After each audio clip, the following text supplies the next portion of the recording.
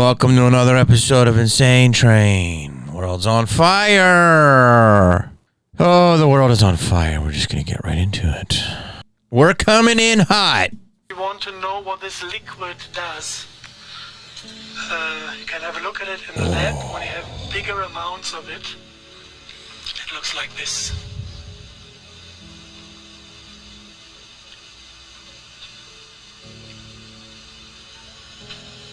This is crazy. Liquid crystal. This liquid is self-organizing physically. And this, at the moment, is sleeping. It's not aware of being observed. It's quiet. Sometimes... So you know what he says, what he means by that, right? Now we're now entering this new phase of reality where our reality is such that if, like, I have to put this down. This is going to be a long one. Basically, you think what you're looking at is real. And for all intents and purposes, for what we know of reality, it is real. But there's something called, right now, I close my eyes. Is this real? Is it there if I'm not observing it? Which you kind of can say it isn't because my eyes are closed and I don't see anything, right? I might have just discovered this whole fucking thing.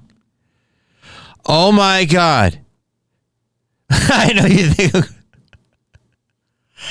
When I open my eyes, it's there. Now you're going to go, oh, you can see. But is it there? Is it there? It's Schrödinger's cat. So basically, this has been going on forever. It's the split cell experiment, whatever, you know the fucking do. That's our reality on the molecular level changes when it is viewed, being observed, which plays into the whole simulation. Is this a game? Is this a video game? Is it rendering? Because if you play a video game, it's a first-person shooter. So everything renders as you go to save computing power. So right over here behind wouldn't be rendered out, if that makes sense. Meaning it forms as you go. So he's saying that this goo, which is a silent weapon, which is also in the, you know what, the pokey. This is what this is, and it self-absorbs and assimilates. This is a long one because I've seen this stuff many times, but I've never heard of it actually being alive. When it doesn't like to be observed, it might jump out of a pot straight into your face. If you have two of those in one room. So it's like Venom. Low key, this is Venom, which again, Venom just didn't come out of nowhere. Like, this was made Venom, and Venom was made as a priming tool to get us used to this shit. I know you think I'm crazy, but it makes sense. Get them 5 meters close to each other. They stare at each other. Wow. And they decide that they want to be united. And then they start to pull. It's like magnetism, but it's intelligent. And when they realize that you hold them within the vessel, and they cannot escape, they get angry, and start to shake the vessel and try to break through the wall, because they know once they are through, they can flow over the ground and unite to a bigger unit. This is something you can just observe in the lab, and especially this liquid was extracted from those black stones. So these are some wild black stones that were for WW2. This goes back to World War II. Germans had some technology a lot of people don't really want to admit. Wow,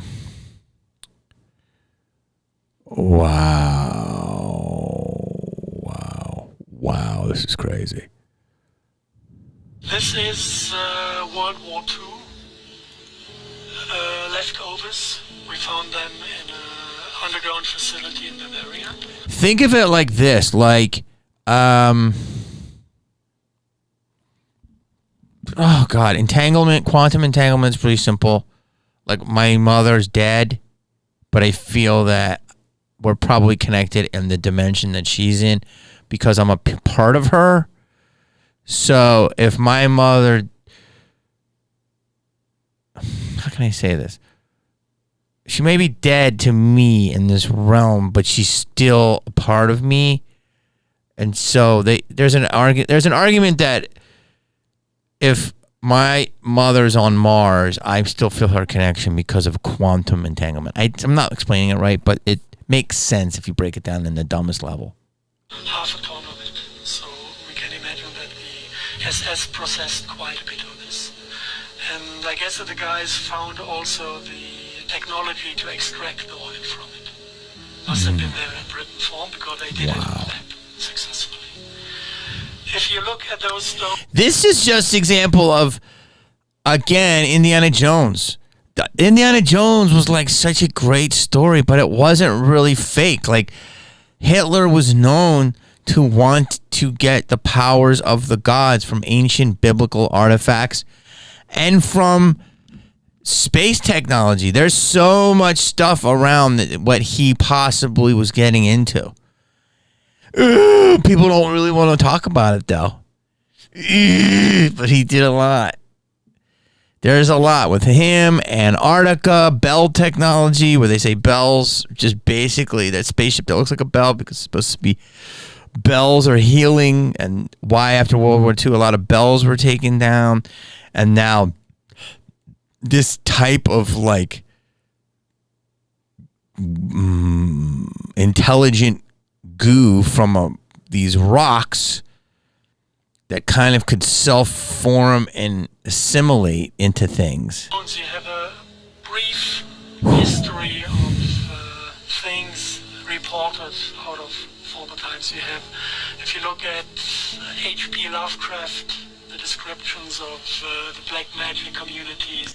So that's what I'm saying, H.P. Lovecraft and all these things. And you could look at Indiana Jones as actually a documenting of what Hitler was trying to do. And you can say, oh, it's just, it's just make-believe. But I think there's truth to it. So that it strikes me so strong when I watch that movie. It's like, I believe that movie is more of a documentary than we realize. In Eastern Europe, they had kind of sculptures out of this black oil schist. And once a year they went there slaughtering little babies to get the demons out of the stone. Sacrificing little children to communicate and get the service from the demons. Now this is dark stuff. I'm sorry to start with it, but long story boring. As I did a show last week at Jay Davis's spot, and there was a preacher there, and he was very captivated with me. He was very respectful, and he's a preacher. He has a church. Young dude, and he said, "You're a truth teller," and I felt like, wow, I didn't even really go that deep tonight, and he really liked my set. And he says, I need to do what you're doing. I need to be more truthful, and I want to go to his church and speak, not on like a church level or spiritual level, and just on what I believe is the truth level. And he was into it, and he said, people don't want to accept the truth that there is, like Moloch. Okay, this is something in the world of Satanism. Moloch. People would give their babies to Moloch to feed him. Moloch would get strong, and then they would get power, i.e., something dies to something live. So all of this stuff that you think is like this crazy, whatever conspiracy stuff is actually based on some real shit that people did. And Moloch. There was a great movie that Jay Dyer told me. Oh, it's the beginning of time, that movie where they fuck. It's Moloch is in the movie. It's like 1930s Cecil B. DeMille movie, 1920s. And it's based on that premise that the preacher told me about the feeding of the babies. If you look in all ancient scriptures, it's always like, and Abraham sacrificed his son. It's always like, what the fuck? Now I'm older. I'm like, wait, all these are fucking... And now he's saying that. He's saying, this is going to sound crazy. He's saying, it's all there, man. This is fucking wild. He's saying that if you're sacrificing the youth, then you're getting the attention of the demons. The demons come out of the rocks, and that's what you can get from this black goo. And they basically, it's like demon goo, if this makes sense. And that's why it's actually alive. It gets deeper than that. The simplest thing I'll say is this. I don't want to sound too crazy, but because I'm trying to talk about this stuff scientifically. If you look at why children are always mentioned in this, they say because good is good and the opposite is evil. And evil permeates the earth and good has to fight against it. And so this children's stuff, why it happens is because it is the closest thing that they say is close to God, a good God. In order to hurt a good God, which evil wants to do, that what would you do? Well, you would kill the most innocent thing on the earth. And that's, with these children. Now, I know that all sounds crazy, but I'm telling you, I'm trying to break it down simply. And these rocks are like connected to that whole principality of, they're like fucking things that are alive, that are powered by evil fucking spirits and put in the fucking I know you think I'm crazy, but you can look this shit up. It tracks. It tracks. Hey, man. Me and Gary Busey will be on tour next weekend. See, that's how you know I'm not crazy, because I have awareness that I'm saying some shit that sounds crazy to you, but it's not. It can track. I'm going to tap the link in the video below, but this shit is fascinating. You should watch it. Tell me your thoughts. But that shit is in the man. It's wild. This is why they want to ban TikTok, in my opinion, because the shit is like, you're going to get shit that you're never, ever going to see anywhere else. Close yet another pharmacy. Mr. Speaker, Walgreens is planning to close yet another pharmacy in the Massachusetts 7th, this time on Warren Street in Roxbury, a community that is 85% Black and Latino. This closure is a part of a larger trend of abandoning low-income communities like the previous closures in Mattapan and Hyde Park, both in the Massachusetts 7th. When a Walgreens leaves a neighborhood, they disrupt the entire community, and they take with them baby formula, diapers, asthma inhalers, life-saving medications, and of course, jobs. These closures are not arbitrary, and they are not innocent. They are life-threatening acts of racial and economic discrimination. That is why I joined with Senator Markey and Warren to demand answers from Walgreens CEO. Why was there no community input, no adequate notice to customers, and no transition resources to prevent gaps in health care? Shame on you, Walgreens. Having a website with talking points about health equity and underserved communities is not enough. Okay, basically this woman is a rep in Boston, Ayanna Presley, and she says that the Walgreens was closed and it's racist. Come on, lady. You can't. There's a lot of crime in Walgreens. Okay? I know in our state here, they're giving up to $900 and some on free shopping sprees. So, in fact, the CVS around the corner was 24 hours, but because of crime, it's now closed at 8. CVS closed at 8. And they lock up the detergent. So you're saying, oh, detergent, baby formulas, that's all locked up, ma'am. Not only is the pharmacy have a iron pull down at 6 o'clock. Let me explain this to you, ma'am. Let's talk about this. Not only are the pharmacy is completely like behind an iron cover at 6. The baby formula, the detergents, razors, shit. The fucking refrigerator where the sodas are partially locked up. You have to use a code. And this is in the heart of Hollywood. Now, let's go deeper.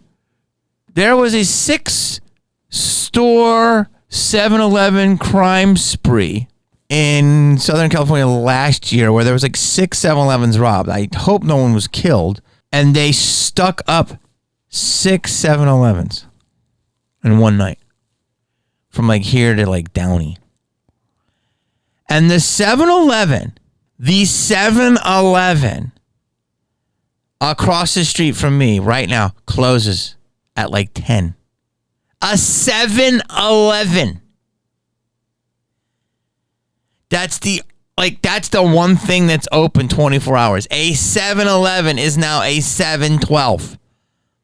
Like it closes 12 hours of the day. So, lady, come on. Let's be real. Stop with the race politics, man. You know, people, there's a lot of crime. It's not like they're closing it to like be racist. These stores are closing because there's just a lot of crime. And the local, California is not fucking prosecuting it. I'm going to do a video about how much I paid in the taxes this year and how about 100 feet outside of this complex that I'm staying in for a little while is a complete tent city. And you know what? It's annoying, but it doesn't bother me. They're not doing anything except fucking drugs. And a fucking homeless lady and me started getting in an argument. And I said, these are my streets. And she's like, fuck. She's saying all this shit to me. I go, no, these are my fucking streets. Okay. Like, you're not going to take over. I fucking pay taxes. I do this. And you're not going to run me out of this shit with you and your fucking drug boys. That's not happening. That's not happening.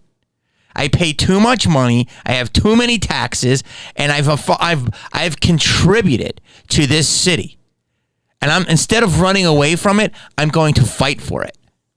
Yeah, I'm probably going to get a nice place somewhere else because I can't deal with all the fucking crackheads, but I'm still going to have a presence here. And that's unfortunate that I have to do that because of too many crackheads. But let's see, maybe I won't. So this woman saying they're closing for racism, ma'am, don't even go up to San Francisco.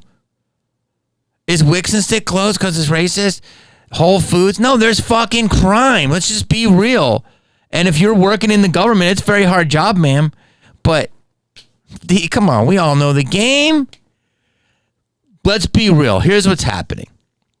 The powers that be are getting their orders from the top fucking of this fucking pyramid here. They're getting their orders and they're saying, go easy on the criminals and let the crimes happen. And that way, we will then slowly get people indoctrinated by taking the physical stores away, and we'll prop up Jeff and Zuckerberg and Microsoft and all that stuff and the release today of the Apple mask. And we're approaching, Ready Player One. And I mean, just get people used to being online, scare them to go outside, put them in these velvet jails, which is, like this complex right here is an example. Like this is a 3-year-old complex. It's got everything you need. Yoga, stretch, jacuzzi, pool, barbecue, beautiful people, a lot of security. It's a beautiful jail. Internet. You hope the grid doesn't go down because you're behooving to them. So that's what's happening, man. Like, they don't want us outside. They want us fucking in. They want the rats in the cages, and that's the way to do it. So you're just either not aware of this or you're just being a politician, or because that's what it is. More and more things are going to go online. Look at all the construction in every city across America. They're making these one-stop shop, living, working, playing places. You see it everywhere. So many things are closing down. It's not just Boston, ma'am. And it's not racist. And you could be a plant. She could be a plant to like keep pushing that racist narrative. So they're fighting over here while they're building this stuff over here. Because it's just not. It's just, there's just crime. Crime. All types of people are committing crimes. And the store owners are like, can't get workers. You can't have somebody $16 an hour to deal with fucking putting their life in situations. So they're closing up. And they'll do everything online. All right, listen, I got to stop because my brain is fried. If you like my videos, we're going to do it every Monday at 8 o'clock. Usually, hate to break it to you, it will be with a guest or sometimes solo rants. And then on Thursdays at 8 o'clock, I'm going to drop a Patreon. Usually, a World's on Fire. So that's where we're at. You get 2 pieces of content a week. One's free. One you have to pay for because I can't say some stuff. Some of the stuff I can't talk about on YouTube, and But I'm going to put other stuff there. The YouTube will eventually go out to Rumble and stuff. So if you like this stuff, like it, subscribe. Tour dates are on my website. Go to jamiekenny.com to find out everything you want about me. Yeah, maybe I'll start doing some live chats. I might want to get into streaming, some Twitch and stuff. So we'll figure it out. Peace.